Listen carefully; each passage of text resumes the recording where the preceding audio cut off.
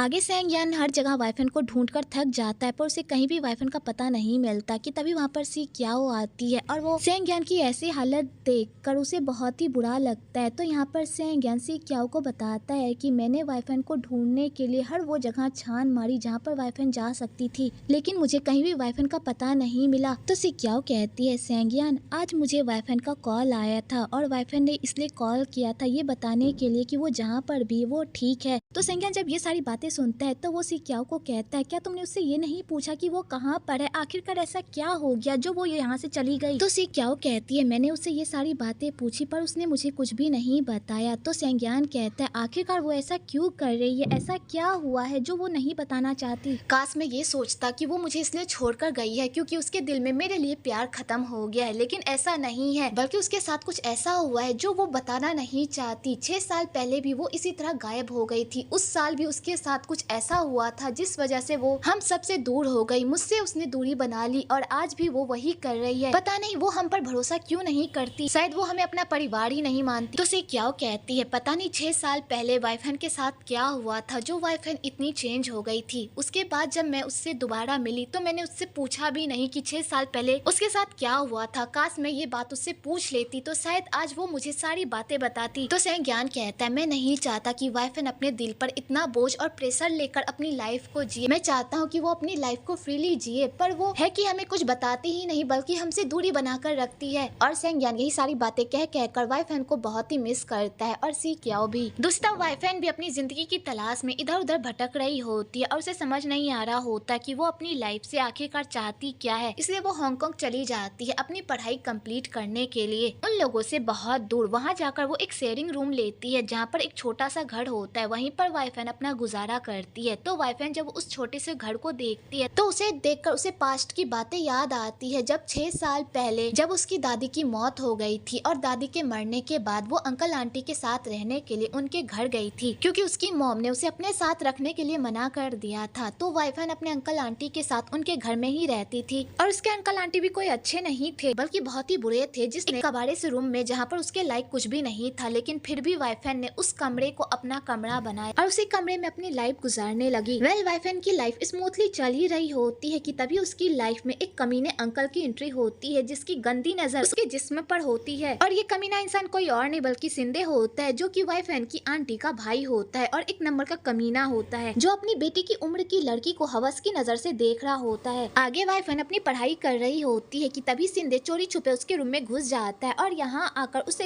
Harass करने की कोशिश करता है और उससे ये कहने लगता है कि वो यहाँ पर उसकी पढ़ाई में हेल्प करने के लिए आया है। तो वाइफन को उसका आना बिल्कुल भी पसंद नहीं आता क्योंकि हम लड़कियों के अंदर एक ऐसी सेंस होती है जिससे हम गुड टच और बैड टच को बहुत ही अच्छे से पहचान लेते हैं और वही वाइफन ने भी पहचान लिया होता है और उसे सिंधे बिल्कुल भी पसंद नहीं होता क्योंकि वो बिना पूछे ही उसे यहाँ वहाँ छूता रहता है जो वाइफन को बिल्कुल भी पसंद नहीं आता। आगे सिंधे वाइफन के रूम से बाहर निकल जाता है तो वाइफन के अंकल आंटी उसे वाइफन के रूम से बाहर निकलते हुए देख लेते हैं और वो पूछते हैं कि वो यहाँ पर क्या कर रहा था। तो सिंधे यहाँ पर ये कहता है कि वो वाइफन की पढ़ाई में हेल्प करने के लिए गया था। तो वाइफन के अंकल को ये बात बिल्कुल भी अच्छी नहीं लगती और वो ये बात अपनी वाइफ को कहता भी, पर उसकी वाइफ अपने भाई की करतूतों को छुपाने के लिए अपने पति को ही चुप करा देती है, ये कहकर कि उसका भाई वाइफन की पढ़ाई में हेल्प करने के लिए गया था। इधर वाइफन भी ये सारी बातें सुन लेती है तो उसे बहुत ही बुरा लगता क्योंकि यहाँ पर कोई भी उसकी फीलिंग्स को नहीं समझ रहा होता और बेचारी वाइफन यही सारे दौर से गुजर रही हो और उसकी लाइफ में हंसने की कोई वजह नहीं होती सिवाय सेंगयान के, क्योंकि सेंगयान हमेशा उसे चेयर अप करने की कोशिश करता रहता था और हमेशा वाइफन के चेहरे पर स्माइल लाता रहता था और उसकी लाइफ की हर प्रॉब्लम को सॉल्व करने की कोशिश करता था ताकि वाइफन अपनी लाइफ में खुश रहे। और सेंगयान ये सब इसलिए करता था क्योंकि वो वाइफन से प्यार करता था और वाइफन भी यहाँ पर सेंगयान से प्यार करती थी, इसलिए तो उसने सेंगयान के साथ एक ही यूनिवर्सिटी में जाने का प्लान किया और इसी वजह से ये दोनों साथ में बहुत ही मेहनत करते थे, हमेशा एक दूसरे का ख्याल रखते थे, हमेशा एक दूसरे से बातें किया करते थे और एक दूसरे को हमेशा कंपनी दिया करते थे। और वाइफन जब भी अपनी लाइफ में मुश्किल दौर से गुजरती थी तो सेंगयान हमेशा उसके साथ रहता था और वाइफन इसी तरह अपनी लाइफ को काट ही रही होती है कि तभी उसकी लाइफ में एक बहुत बड़ा हादसा हो जाता है जब उसके अंकल घर में किसी को ना देखकर उसके साथ फिजिकल होने की कोशिश करते हैं। तो वाइफन ये सब देखकर पूरी तरह से डर जाती है और वो अपने अंकल को कहती भी है कि अंकल आप ये सब क्या कर रहे हैं। तो वो कहता है मैं कहाँ कुछ कर रहा हूँ, तुम क्या सोच रही हो। और यहाँ पर ये कहकर सिंधे वाइफन के करीब जाने लगता है और उसे हरास करने की कोशिश करने लगता है, लेकिन तभी वहाँ पर वाइफन के अंकल आंटी आ जाते हैं। तो वाइफन यहाँ पर सोचती है कि वो अपने अंकल आंटी को बता कि आखिरकार सिंधे ने उसके साथ क्या करने की कोशिश की, लेकिन आंटी उसे चुप करा देती है और उसे अपने रूम में जाकर पढ़ाई करने को कहती है। तो बेचारी वाइफन ये सब देखकर पूरी तरह से शॉक्ड हो जाती है, क्योंकि वो ये बात सबको बताना चाहती है पर उसकी आंटी उसे बताने नहीं देती।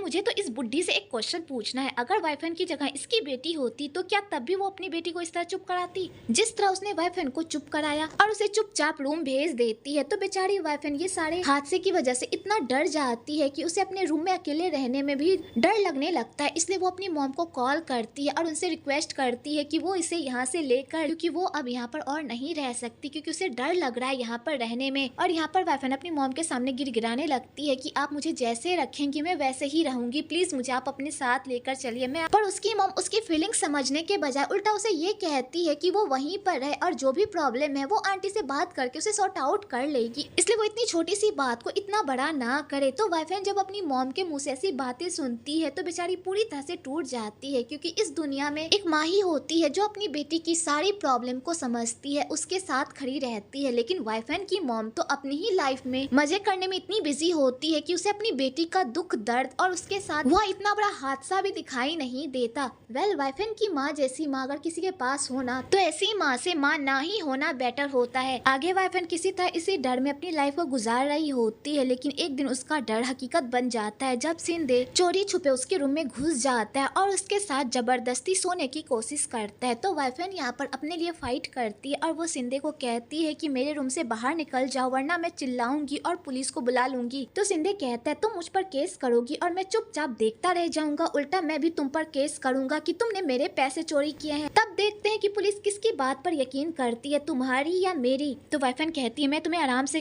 तो वाइफन कहती है मैं तुम्हें प्यार से समझा रही हूँ, यहाँ से चले जाओ वरना मैं चिल्लाऊं। तो सिंधे कहता है अगर तुम चिल्लाओगी भी ना तो यहाँ पर लोग इकट्ठा हो जाएंगे और उसके बाद लोग ये सोचेंगे कि हम दोनों के बीच रिश्ता और तुम मुझे सेड्यूस करने की कोशिश कर रही थी, इस वजह से वो हम दोनों की शादी करवा देंगे और उसके बाद तुम हमेशा हमेशा के लिए मेरी हो जाओगी और उसके बाद मैं तुम्हारे साथ जो करूंगा वो तुम सोच भी नहीं सकती। और यहाँ पर सिंधे वाइफन को सेक्सुअली हैरेस करने की कोशिश करने लगता है। तो बेचारी वाइफन सिंधे की ऐसी बातें सुनकर तो पूरी तरह से डर जाती है, क्योंकि सिंधे उसे बदनाम करने की बातें कर रहा होता है और उसके बाद सिंधे वाइफन के साथ जबरदस्ती करने लगता है। तो यहाँ पर वाइफन बहुत चिल्लाती है पर कोई भी उसकी हेल्प करने के लिए नहीं आता। तो यहाँ पर वाइफन खुद अपनी हेल्प करती है और वहाँ से भागने की कोशिश करती है। तो सिंधे को भी वाइफन पर गुस्सा आ जाता है और वो वाइफन को अपना बनाने के लिए उसके पीछे भागता है, जिस चक्कर में ये दोनों खिड़की से नीचे गिर जाते हैं और इन दोनों को काफी चोट लग जाती है। और यहीं पर वाइफन के पैर पर ऐसी चोट लग जाती है जिस वजह से वो दोबारा डांस नहीं कर पाती और उसे अपने डांस के प्रोफेशन को छोड़ना पड़ता है। आगे पुलिस भी वहाँ पर आ जाती है और यहाँ पर वाइफन सिंधे के खिलाफ केस कर देती है कि उसने उसे सेक्सुअली हरास करने की कोशिश की है। जब वाइफन की मॉम ये सारी बातें सुनती है तो वो अपनी बेटी का साथ देने के बजाय अपनी ननद का ही साथ देती है, क्योंकि उसकी ननद उसे ये पट्टी पढ़ाती है कि उसके भाई ने ऐसा कुछ भी नहीं किया है, मेरा भाई नशे में था और वो नशे की हालत में गलत रूम में चला गया, लेकिन तुम्हारी बेटी ने क्या किया, उसने मेरे भाई पर रेप का इल्जाम लगा दिया, तुम्हारी बेटी का दिमाग खराब हो गया है, तुम्हारी बेटी ने मेरे भाई की लाइफ बर्बाद कर दी है, अपनी बेटी से बात करो और उसे कहो कि मेरे भाई से ये इल्जाम वापस ले ले। तो यहाँ पर वाइफन की मॉम वाइफन को समझाती है कि बेटा तुम्हें कोई गलतफहमी हो गई, अंकल सिंधे तो बहुत ही अच्छे आदमी है, वो तुम्हारे साथ मिसबिहेव कैसे कर सकते हैं। और यहाँ पर वाइफन की मॉम अपनी बेटी का साथ देने के बजाय उल्टा उसे ये प्रेशराइज करती है कि वो अंकल सिंधे के खिलाफ केस वापस ले ले। तो वाइफन अपनी मॉम की ऐसी बातें सुनकर तो पूरी तरह से हैरान हो जाती है कि तभी वहाँ पर पुलिस आ जाती है और वो वाइफन की मॉम को कहती है आप अपनी बेटी को समझाने के बजाय आप उसे प्रेशराइज नहीं कर सकती कि वो अपना बयान वापस ले ले, आपकी बेटी के साथ जो हुआ है वो आपकी बेटी ही जानती है, इसलिए आप उसका बयान नहीं बदल सकती।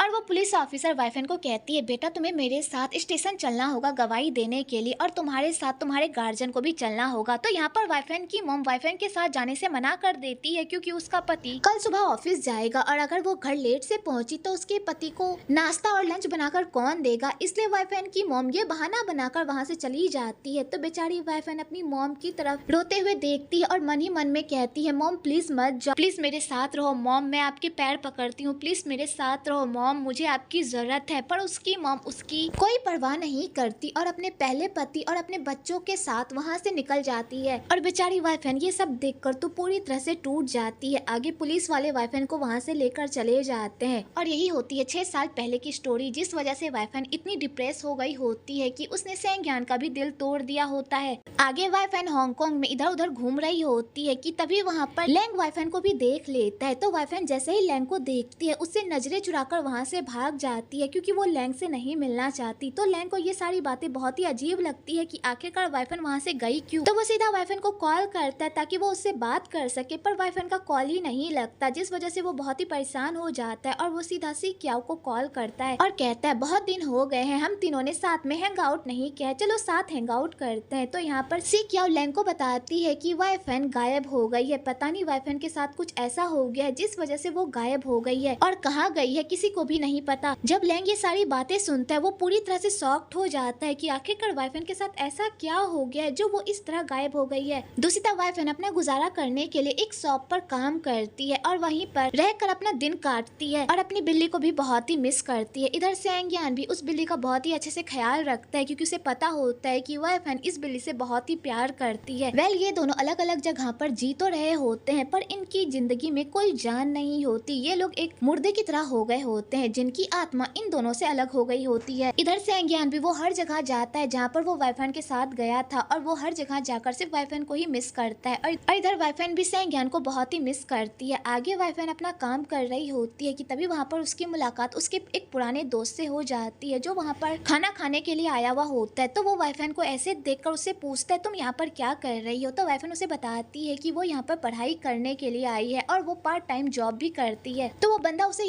बंदा उसे बताता है कि यहाँ पर मेरा एक छोटा सा डांस स्टूडियो है, अगर तुम्हें टाइम मिले तो मेरे स्टूडियो जरूर आना। तो वाईफेन कहती है ठीक है मैं जरूर आऊंगी और वाईफेन काम करने के लिए चली जाती है। तो उस बंदे को वाईफेन की ऐसी हालत बिल्कुल भी अच्छी नहीं लगती और उसे बहुत ही बुरा लगता है वाईफेन को इस तरह देखकर। आगे वाईफेन घर जा रही होती है तो रास्ते में उसे एक डांस स्टूडियो दिखता है जिसे देखकर वो बहुत ही इमोशनल हो जाती है क्योंकि अगर पास्ट में उसके साथ वो हादसा नहीं हुआ होता तो शायद आज वो भी डांस में ही अपना कैरियर बनाती। और वाईफेन यही सब सोच सोच कर सैड होती है और वो सेंग यान को याद करके भी मायूस हो जाती है क्योंकि पास्ट में सेंग यान ने भी उसे डांस को लेकर बहुत ही सपोर्ट किया था। आगे सेंग यान का बार फिर से खुल जाता है तो यहाँ पर सिंधे उस बार में ड्रिंक करने के लिए आता है। तो वहाँ पर एक लड़की भी ड्रिंक कर रही होती है तो वो सिंधे कमीना उस लड़की पर भी लाइन मारता है और उसे यहाँ वहाँ छूने की कोशिश करता है। तो सेंग यान जब ये सब देखता है तो उसे बहुत ही गुस्सा आता है और वो गुस्से से सिंधे को वहाँ से बाहर लेकर जाता है और कहता है तुम्हारी हिम्मत कैसे हुई मेरे बाड़ में आने की, अगर आइंदा से तुम मेरे बाड़ में दिखाई दिए तो याद रखना मैं तुम्हारा वो हर्ष करूंगा जो तुम सोच भी नहीं सकते। तो वो सिंधे कहता है तुम उस लड़की की वजह से मुझ पर गुस्सा हो, लड़कियों का क्या है वो तो आती जाती रहती है भाई, एक लड़की की वजह से इतना गुस्सा मत निकालो। और यहाँ पर सिंधे सेंग यान को अपनी चुपड़ी चुपड़ी बातों में फंसाकर उल्टा उसे ही मारने लगता है। तो सेंग यान भी पीछे नहीं हटता और वो सिंधे को खूब मारता है। तो सिंधे यहाँ पर सेंग यान को प्रवोक करने के लिए उसके सामने वाईफेन के बारे में गंदी गंदी बातें करने लगता है कि वो तो उसके साथ सोया है और उसके साथ उसने वो सब कुछ किया है जो उसने सोचा भी नहीं होगा। जब सेंग यान ये सारी बातें सुनता है सिंधे के मुंह से तो उसे सिंधे पर बहुत ही गुस्सा आता है और वो सिंधे को खूब मारता है। तो सिंधे भी सेंग यान के मार से पूरी तरह से डर जाता है और वहाँ से भागने लगता है, लेकिन सेंग यान उसे जाने नहीं देता और यहाँ पर सिंधे को वो खूब मारता है और वो सिंधे को मार मार कर उसका भरता बना देता है। वेल मुझे यहाँ पर सिंधे की ऐसी हालत देखकर बहुत ही मजा आ रहा है क्योंकि उसने जो वाईफेन के साथ किया होता है उसे उसकी सजा नहीं मिली होती, लेकिन सेंग यान ने जो सिंधे को कूटा होता है ये सीन देखकर तो मुझे बहुत ही मजा आ जाता है कि तभी वहाँ पर सेंग यान के दोस्त भी आ जाते हैं। तो सेंग यान सिंधे को कूट कर अपने दोस्तों को कहता है कि एम्बुलेंस को कॉल करो और इसे हॉस्पिटल में भर्ती करवाओ और सेंग यान ये कहकर वहाँ से चला जाता है।